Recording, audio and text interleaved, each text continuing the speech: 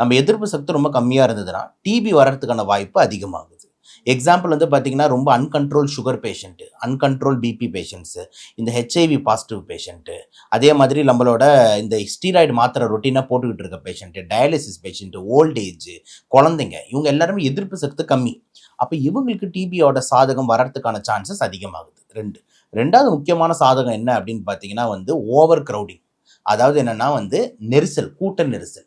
இப்போ எங்கெங்கெல்லாம் இப்போ வந்து கூட்ட நெரிசல் ரொம்ப குறைவாக இருக்கும். இப்போ எக்ஸாம்பிள் வந்து நீங்கள் யூரோப் கண்ட்ரிஸ் எடுத்துக்கோங்க, இல்லைனா வந்து ஸ்டேட்ஸ் எடுத்துக்கோங்க. அந்த அளவுக்கு கூட்ட நெரிசல் கிடையாது. ஆனால் பாப்புலேஷன் அதிகமாக இருக்கிற கண்ட்ரி எடுத்துக்கோங்க. இப்போ இந்தியா எடுத்துக்கோங்க, சைனா எடுத்துக்கோங்க, அந்த மாதிரி இந்த நம்மளோட பாகிஸ்தான் எடுத்துக்கோங்க. இந்த மாதிரிலாம் வந்து எங்கெங்கெல்லாம் வந்து ஒரு 100 ஸ்கொயர் ஃபீட்லேயே ஒரு 3-4 பேர் வாழ்கிறாங்களோ, அப்போ அங்கே வந்து ஈஸியாக பரவுது. ஓகே, ஸோ இது ஒரு பாசிட்டிவான சூழ்நிலை.